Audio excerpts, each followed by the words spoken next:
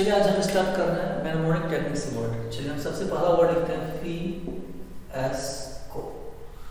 एक पिताजी हैं, इमेजिनेशन करिएगा, है ना, बेटा को फीस दिए पूरा जीवन पढ़ने के लिए, वो नाकामयाब हो गया। तो उससे कोई पूछा, वो बेटा की करना, तो फी दिए एस को, बेटा का क्या हो गया, नाकामयाब हो गया। मतलब गौर करिएगा, पूरा जीवन पैसा दिए, फी दिए, बेटा को जाओ जो भी पढ़ने के लिए मांगता था फी उसको दे दिए। कोई आके अच्छा नहीं पूछा बेटा का क्या हो, बेटा क्या कर रहा है, बोल दिए जो पूरा जीवन फी एस को दिए। उन्होंने सोच लिया जो मैंने फी किसको दिया, एस को, तो फी दिया एस को और बेटा क्या हो गया, नाकामयाब। फी एस को दिया। अब गौर करिएगा, फी एस को दिया, तो गौर करिए फी एस को दिया तो क्या हो गया, बेटा क्या होगा, नाकामयाब हुआ। इसीलिए बेटा को गधा की तरह ट्रीट किए, बोले फी दिया एस को, कोई फायदा नहीं हुआ, बेकार हो गया, नाकामयाब हो गया, फी एस को यूजलेस हो गया, मतलब सक्सेस नहीं हुआ, वो क्या होगा, फेल्योर हो गया। That is for next. अगला वर्ड है आई डी ओ। अब देखो इसमें आई डी ओ से मैंने लिखा है, इसको ध्यान रखना आई डी ओ मैंने क्यों लिखा है। अब देखो आई डी ओ टी लगा दें तो क्या हो जाएगा, इडियट का स्पेलिंग क्या होता है, आई डी आई ओ टी, यही होता है इडियट, ध्यान रखिएगा।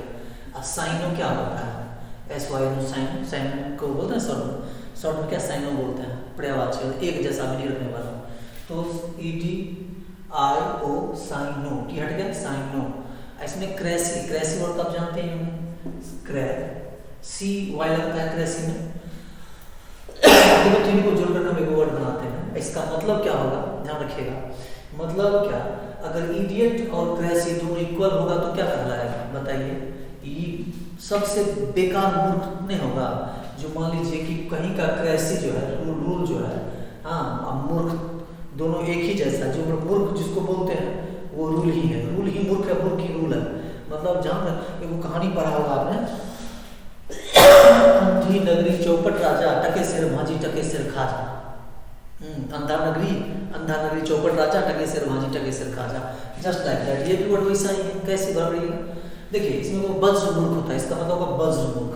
अब हम लिखते हैं क्या, इडियट में से टी हटा लिखते हैं, I D I O T, idio, sorry T हट जाएगा ना, हमने बोला टी हट जाएगा, idio cyano, S Y cyano, idio cyano.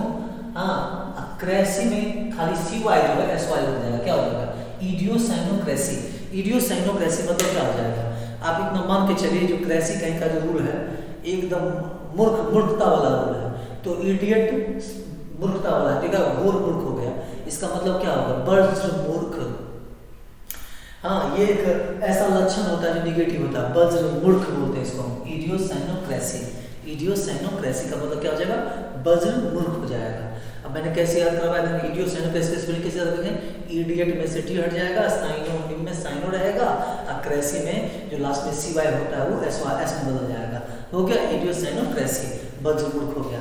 अगला वर्ड है रेशनलाइज। अगला वर्ड देखेंगे हम लोग रेशनलाइज में देखेंगे।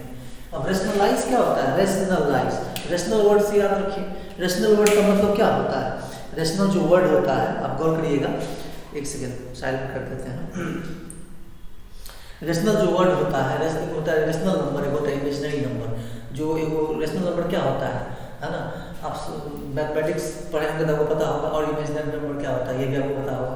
तो रेशनल नंबर मतलब क्या होता है, जिसमें जो आपको पता है, जिसका अस्तित्व है ऐसा आप मानते हैं, that is called rational. Imaginary क्या होता है, आपने सिर्फ सोच रखा है ऐसा भी कुछ होता है, आप जिसको नहीं मानते हैं, नहीं मानते क्या मतलब एक इमेजिनेशन में है, वो कल्पना में है, उसको रियल में नहीं देख सकते हैं, रियल में सिर्फ उसको फील कर सकते हैं, that is called imaginary number.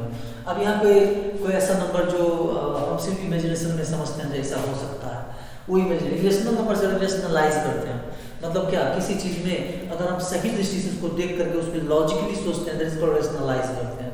Spelling देखिए, रेशनलाइज, RATIONALIZE,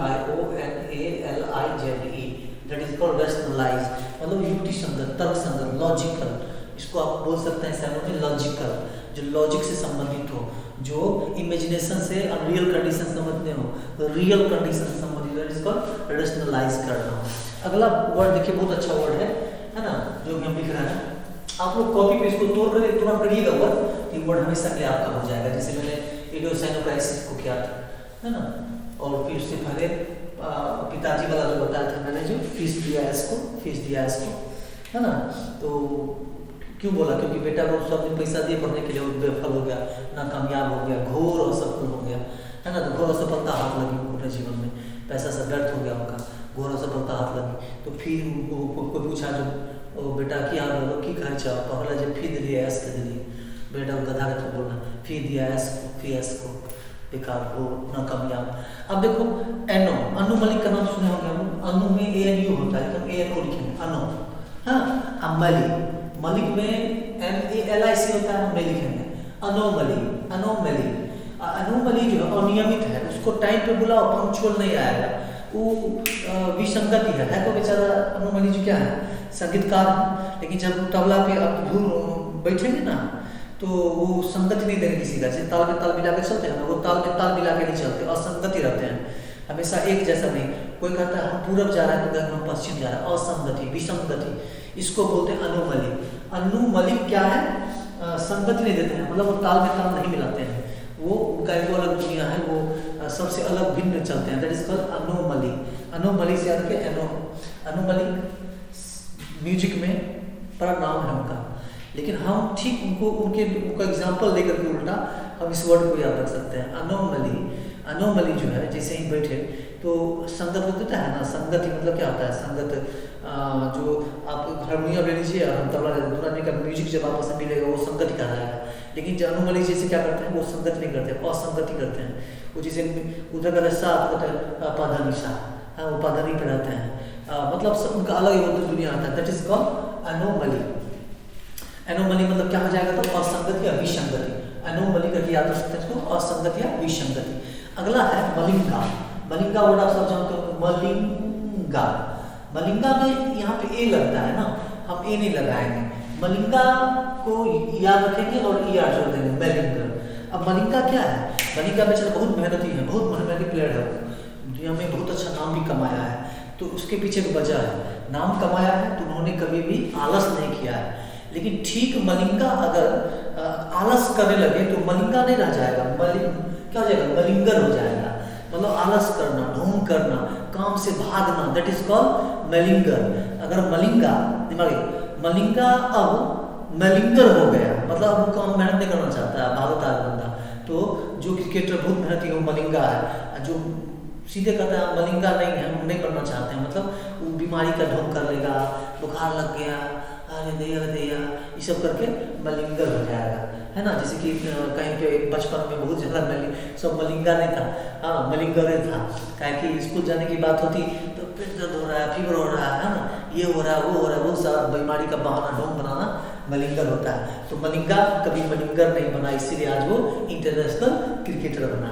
मलिंगा कभी मलिंगर नहीं बना, मलिंगर इसीलिए वो इंटरनेशनल प्लेयर बना। अब देखो लाइट, LIGHT जो होता है, लेकिन इलिट बोलते हैं इसको।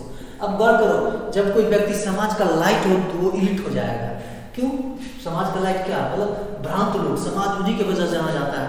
मतलब ऐसे लोग जो समाज में बहुत ज़्यादा नामी हो, बहुत ज़्यादा कुलीन लोग हो, सभ्य लोग हो, वो लाइट होते हैं समाज का। कहीं भी रहेंगे वो फलना बाबू हाँ इलिट है, मतलब भ्रांत लोग हैं।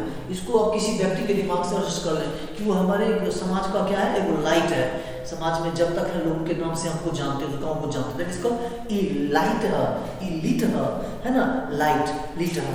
चलिए अब अगला वर्ड की ओर चलते हैं हम लोग। अगला वर्ड दिखाते हैं आपको हम। अब देखिएगा हम बहुत तेजी में कर रहे हैं, लेकिन इसका मतलब ये नहीं है कि आप जो है वैसे ही सुन के छोड़ दो। आपको करना क्या चाहिए? आपको रुक करके आराम से वर्ड को लिख लेना चाहिए, ठीक है। अगला वर्ड हम बता रहे हैं आपको, परवेन्यू।